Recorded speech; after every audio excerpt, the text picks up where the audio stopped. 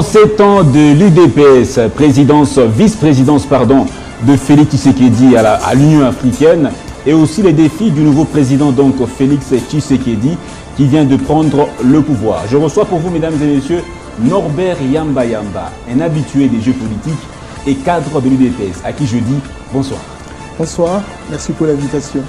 Merci également d'avoir répondu à notre invitation. D'entrée de jeu, je parlais des 37 ans de l'UDPS. Aujourd'hui, c'est la célébration. Est-ce que la victoire de Félix Tshisekedi est le couronnement de cette lutte dans l'opposition? Vous l'avez dit. Imaginez-vous, 37 ans. Ce n'est pas n'importe quelle lutte. Et une lutte parsemée de beaucoup de douleurs d'enfantement, beaucoup d'embûches, beaucoup de difficultés de parcours. Beaucoup de tirés d'élite sont tombés, n'ont pas vu ce jour. Vous imaginez? Beaucoup de divorcés, beaucoup de veufs, beaucoup de veuves. Beaucoup ont sué. Le leader charismatique lui-même n'est pas entré sur la terre de Cana. Donc ce n'est pas facile, les 37 ans. Beaucoup de gens ont été révoqués de leur service à cause d'un combat juste, pour que le Congo fonctionne autrement. Pour que le Congo soit restitué à son peuple, soit restitué aux citoyens, qui sont les détenteurs primaires, véritablement, de la République, actionnaires de la République, copropriétaires de la République, relégués au second plan. Il faut tout faire. Victoire méritée ou victoire négociée? Victoire méritée. Nous avons de l'ancrage territorial, sociologique, institutionnel dans notre pays. Nous sommes partout dans les coins et recoins de la République. J'étais candidat député national. Et au fin fond, dans un territoire à la dimension du Rwanda, je vis comment mon président a été publicité. Vous n'avez pas été élu? Je n'ai pas été élu à cause d'une programmation malveillante. Je ne voudrais vraiment pas aller dans les détails. Mais je regrette simplement qu'il y ait eu accointance, une sorte de partenariat stratégique entre certains leaders politiques et la CENI. Quand cela ne tienne, Dieu a voulu que nous puissions prendre la tête. Et vous savez que le poisson pourrit toujours par la tête. Donc quand nous avons la tête et que nous espérons que nous pouvons véritablement inoculer un esprit, pourquoi pas ne pas être content par rapport à notre victoire? C'est pas négocié. Restons sur l'UDPS. Après 37 ans, vous êtes finalement au pouvoir. Les aspirations de la population congolaise sont énormes. Est-ce facile de les satisfaire? C'est pas facile. Mais il faut avoir une pédagogie. La République, lorsqu'on se déclare copropriétaire, ce n'est pas l'affaire d'un seul individu. La vision de l'IDP, c'est un partage de responsabilités. Le dispatching des tâches. Vous êtes journaliste, vous avez un morceau de responsabilité, encore qu'il faut véritablement bien travailler.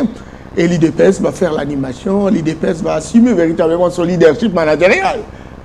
Mais il faut que le paysan qui est au village aussi comprenne que l'air a sonné, pour qu'au lieu de rester à la maison en train de prendre l'alcool, etc., qu'il aille au champ. Quelles sont les priorités, vos priorités? Les priorités sont multiples, mais nous croyons qu'il y a des priorités qui véritablement peuvent servir de socle pour créer des effets d'entraînement sur les autres. Et la première priorité, c'est donc la sécurité. Il faut installer la sécurité parce qu'une certaine paix n'est pas la paix certaine.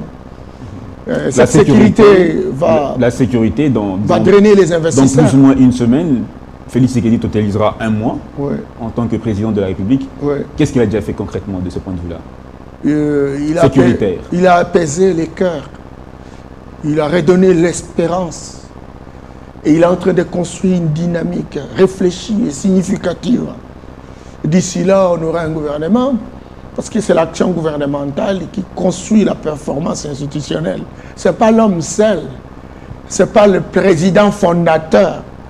Il ne peut travailler que dans une répartition des rôles, à moins que vous voulez lui faire un dictateur du XXIe siècle. Il attend. Mais que répondez-vous à ceux qui disent que c'est un président protocolaire et que celui qui tient réellement le pouvoir est dans l'ombre? Vous savez, j'essaie de lire la Constitution. Je ne suis pas juriste, mais j'ai la culture juridique. Et quand j'ai vu, j'ai compris, parce qu'il y a un moment, ça m'inquiétait. Moi, j'ai dit, mais c'est comme si on a photocopié la France. Mais attention, dans notre Constitution, là, l'article 169 donne au président beaucoup de prérogatives. au point où c'est lui l'homme orchestre.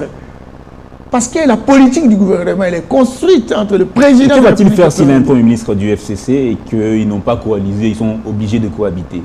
Que va-t-il faire? Il faut faire en sorte, la cohabitation chez nous, la coalition chez nous, elle est imposée par la Constitution. Parce que même si c'est le Premier ministre qui vient du FCC, il n'est pas véritablement appelé à construire une politique sans l'aval du président de la République. Ça se construit dans une synergie gagnante. Et donc le président de la République est l'homme orchestre. C'est lui qui coordonne, c'est lui le top manager. C'est lui qui sait évaluer véritablement les performances, non seulement du Premier ministre, mais de ses ministres. C'est lui qui sait regarder véritablement comment l'action est menée au niveau des différents secteurs de la vie nationale. Donc le président de la République n'est pas protocolaire pour répondre à votre question. C'est le leadership transformationnel du gouvernement de la République. Encore que bon, le moment arrive pour que vous puissiez voir comment il aura de l'emprise sur tous les ministres qui réellement doivent véritablement construire la politique avec lui. Il y aura des choses pour lesquelles il ne sera pas d'accord. Et les choses où vous ne serez pas d'accord, écoutez, devront faire l'objet véritablement. Aujourd'hui, l'UDPS est prête à collaborer, à cohabiter avec le FCC, qui autrefois était le diable, celui qu'on ne voulait pas voir, sentir. Et aujourd'hui, ça devient un partenaire de l'alternance, comme vous le dites. Nous ne sommes pas dans les cadres des sentiments. La République, c'est autre chose. Là, il faut élaguer les émotions toxiques. Nous avons mené un combat. Nous avons acquis une expérience malheureuse où la plupart des personnes que nous avons combattues ont été des dictateurs perfectionnés. Et nous avons appris véritablement à démolir, à déconstruire ces dictatures. À un moment donné, on peut avoir un comportement, on peut avoir une attitude vis-à-vis véritablement d'une dictature. Lorsqu'on acquiert le pouvoir, on est responsable pour l'ensemble de nos concitoyens. Et ce comportement, c'est quoi? Considérer celui qui était dictateur, considéré comme étant dictateur, comme un partenaire. Comment vous expliquez ce changement de posture? Mais on est obligé par la Constitution d'être des partenaires. Parce que, regarde, peu importe les schémas qui a été utilisé par le FCC pour avoir autant de députés, on ne revient pas dans ces détails malveillants et malsains. Mais qu'on se le dise, lorsqu'on fait la comptabilité, ils ont des députés. Et on vous dit que le Premier ministre, véritablement, doit venir d'une assemblée, d'une majorité parlementaire. Et alors, le président fait quoi? Il va inventer? Vous voulez qu'il viole la Constitution? Il faudrait véritablement qu'il s'accommode. Mais c'est son management, c'est sa capacité managériale, sa capacité de gestion des contradictions. Ça complique son action gouvernementale. Comment? Ça complique son action gouvernementale, vu qu'il n'a pas la majorité parlementaire. C'est quelqu'un qui a été moulé dans une formation pendant 36 ans, 35 ans. Et c'est quelqu'un qui a appris à gérer même les ingérables, les médiocres. Il a grandi dans la cour du roi. Il est prêt à travailler avec les médiocres. Et donc, il doit transformer les médiocres. Il va travailler avec les médiocres. Et il travaille avec les médiocres, mais il les transforme pour qu'ils deviennent des hommes et des femmes qui sont préoccupés par l'avenir de la République. C'est cela, c'est aussi ça un leader transformationnel, c'est aussi ça un leader visionnaire, c'est aussi ça un leader qui a véritablement des capacités de considérer les médiocres comme les bons, comme étant véritablement des Congolais, copropriétaires de la République, mais ensemble nous pouvons véritablement booster la République. L'RDC n'est pas l'UDPS qu'il a géré pendant un temps. Est-ce qu'il saura gérer tout un pays, 60 millions? On estime la population congolaise aujourd'hui à 60 millions, 80 millions, pardon. Saura-t-il aujourd'hui gérer toutes ces personnes et leurs besoins, leurs aspirations profondes? Vous savez, monsieur le journaliste, la population congolaise aujourd'hui a proportion de 85 millions. Bon, ça, ce sont des statistiques. On sait qu'en 2035, la population sera à 160 millions. En 2050, ça sera 220 millions. En 2100, ça sera 400 millions. Donc, il est vrai que Monsieur le Président Félix-Antoine Tshisekedi n'est pas un magicien, il n'est pas Dieu, mais il ne peut pas seul gérer la République. Le leadership, il y a une nouvelle définition, leadership. Ce n'est pas un individu, c'est un ensemble d'individus, chacun ayant sa responsabilité, joue à sa partition, et c'est ce qui construit la performance institutionnelle. Joseph Kabila a dit un jour qu'il regrettait qu'il n'ait pas réussi à changer la mentalité des Congolais. Est-ce que Félix Tshisekedi, en 5 ans, puisqu'il a 5 ans de gestion de l'État, saura-t-il le faire? Ben écoute, c'est pas seulement Félix Tshisekedi. Et si le président Kabila, à un moment donné, il a dit ça, ben il a constaté son échec. Parce qu'un leader, c'est quoi? Il n'a pas su le faire en 18 ans. Je m'excuse, Coucou. Mais il faut avoir la méthode, il faut avoir la pédagogie pour avoir une influence sur les autres et les transformer. Si vous n'avez pas transformé, c'est qu'effectivement, vous n'aviez pas une influence grandissante. Ce n'était pas la préoccupation des préoccupations. Voyez. Or, nous connaissons le Congo et les Congolais. Et nous savons que le peuple congolais, à travers ses citoyens, sont des copropriétaires de la République. Et notre action sera véritablement de faire une déprogrammation mentale. Ça fait partie véritablement des priorités de Félix Antoine Tshisekedi. Voilà. Et donc, vous dites, avec la Mouka à côté, est-ce que ça sera, la tâche sera facile, d'autant plus que les contestations vont crescendo, comme on dit? Bon, nous aimons bien les contradictions que les contestations. Nous aimons bien les contradictions. Par la démocratie elle-même, c'est une gestion des contradictions. Et si la Mouka peut être là pour critiquer sur notre action, ben coup de chapeau. Parce que là, on a besoin des hommes et des femmes qui ont un regard regardant pour nous donner la possibilité de comprendre ce que nous ne voyons pas et nous pousser véritablement à apporter des améliorations. Je voudrais également vous dire, par rapport à votre question pertinente, qui est celle, est-ce qu'il saura? Attention, le pays est organisé dans un processus de décentralisation. Et cette décentralisation pose 3 niveaux de gouvernance. Il y a le niveau central, le niveau provincial et le niveau local. Au niveau central, vous avez le président de la République avec des compétences qui lui sont reconnues et le gouvernement, des compétences concurrentes et des compétences exclusives. Excusez, il y a au niveau provincial, la province a des compétences concurrentes et des compétences exclusives. Ou tandis pour les villes, les communes, les secteurs et les chefferies. À chaque niveau d'atterrissage, il y a ce que nous appelons la capacité d'initiative, la capacité d'impulsion. Poser les actes pour améliorer la situation des citoyens. Donc, les actions seront menées à 3 niveaux. Les actions qui seront menées par le gouvernement central sur base de ses compétences concurrentes et exclusives. Il y a des actions qui seront menées par le gouverneur de province et ses ministres sur base de ses compétences concurrentes et exclusives. Il en est de même des entités locales, les maires de la ville, les bourgmestres, le chef de secteur, etc. Et donc, le président de la République ne va pas se partager à différents niveaux. Il est le coordonnateur, il sait évaluer la démarche, il sait... Comment va-t-il le faire aussi dans que le FCC est majoritaire presque dans beaucoup d'institutions à mandat électif? Eh bien voilà, le FCC n'est pas un poisson dans l'eau. Il y a des règles, il y a... sont des médiocres, vous avez accusé des médiocres. Non, mais écoute, je dis que le FCC, effectivement, n'a pas été le modèle d'une bonne gestion de ce pays. C'est vrai. Et c'est comme ça que nous l'avons combattu. Et malheureusement, on se retrouve avec lui dans les institutions. Et nous allons montrer véritablement notre engagement de pouvoir changer ce pays en état avec le FCC pour dire que la loi doit être restaurée. C'est comme ça que nous avons toujours parlé d'un état de droit.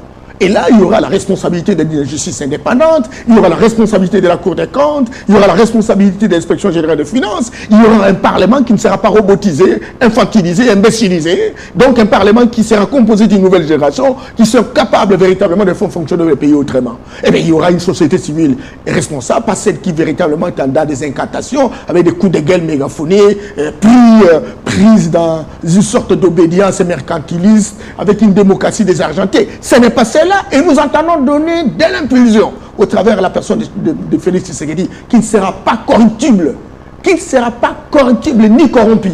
Pour Martin Fayoulou, c'est lui le vainqueur des élections. D'ailleurs, selon la commission électorale de la Mouka, il serait accrédité de 61%. Une position qui est corroborée par la Cinco, une des missions qui était les plus éparpillées à travers le pays.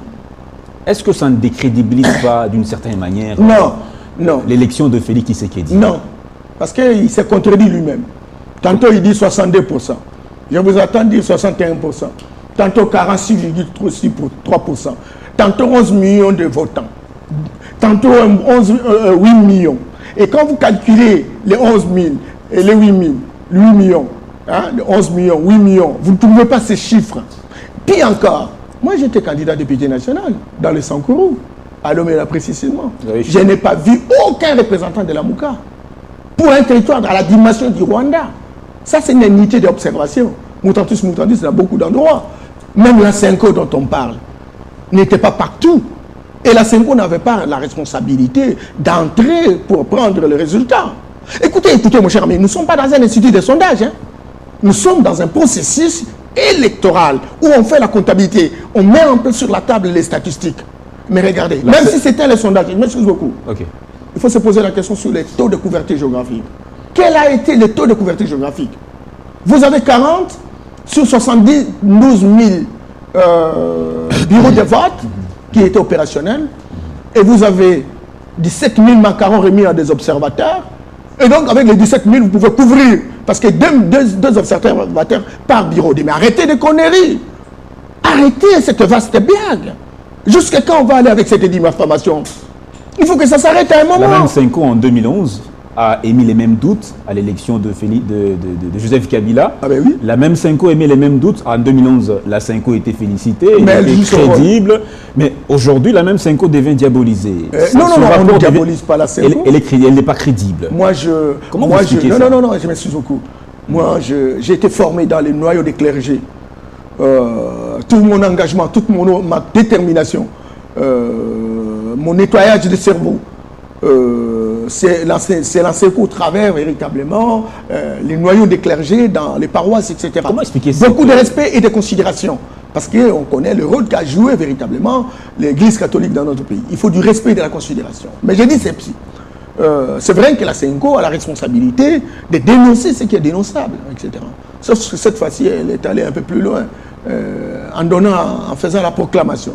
Elle s'abstient aujourd'hui d'accepter qu'elle a fait la proclamation. Même si la Mouka lui fait dire des choses que la Senko n'a pas pris la responsabilité de dire. Vous voyez? Et donc, nous continuons à faire confiance à la Senko.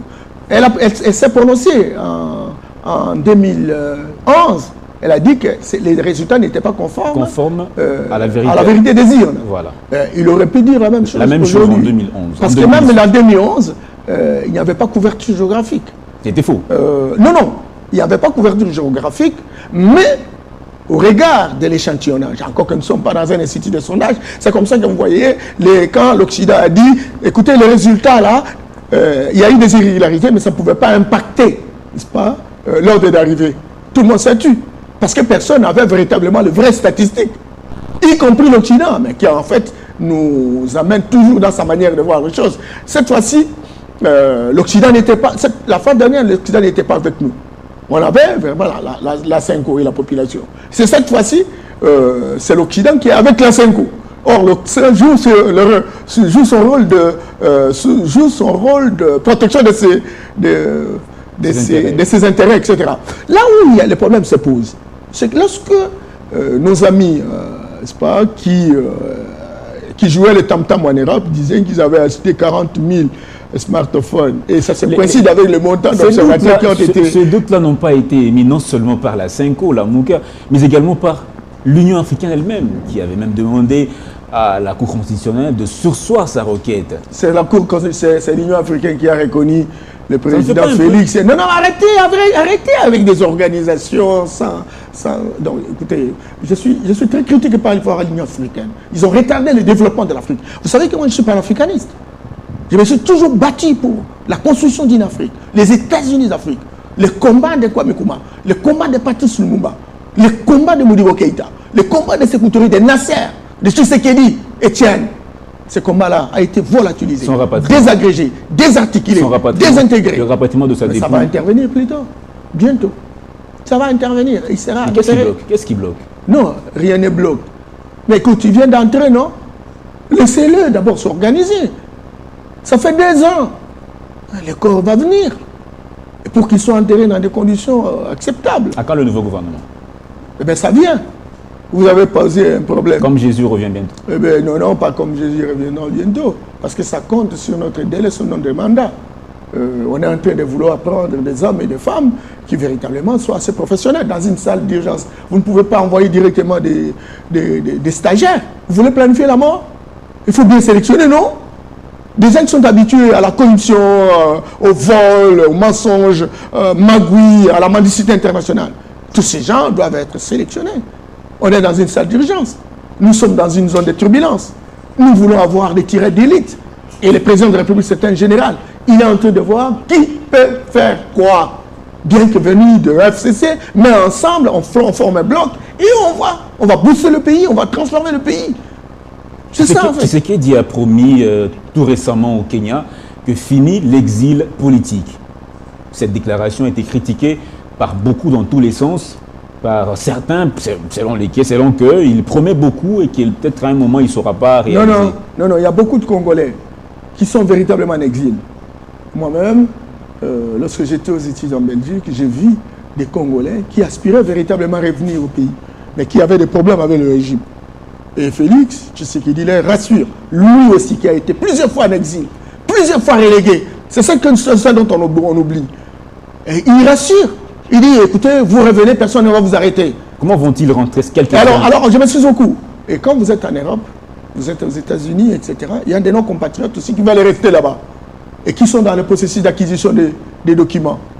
Et il y en a même ceux qui ont demandé les documents aujourd'hui.